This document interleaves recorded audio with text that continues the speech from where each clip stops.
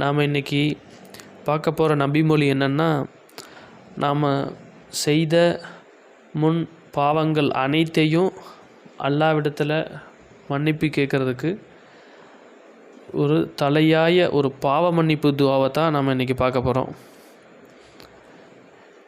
ஒருவன் பகலில் இந்த துஆவை ஓதிவிட்டு அன்றே மரணித்தால் அவன் சொர்க்கவாசியாவான்.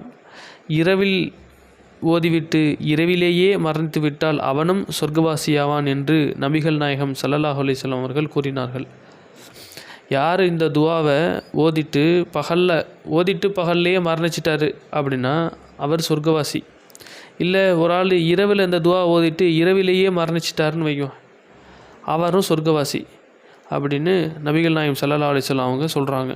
அது என்ன துஆ?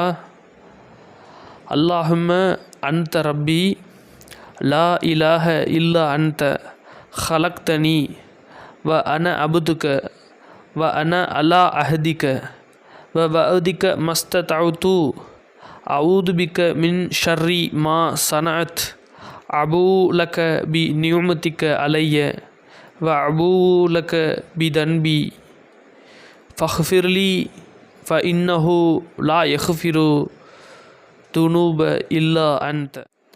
எனவே இந்த தலையாய பாவமன்னிப்பு துஆவை நாம் ஓதி நம்மளுடைய பாவங்கள் அனைத்தையும் மன்னித்து அல்லாஹ்விடம் பாவமற்ற அடியார்களாக சென்றடைய வேண்டி விரும்பி கேட்டுக்கொள்கிறேன்.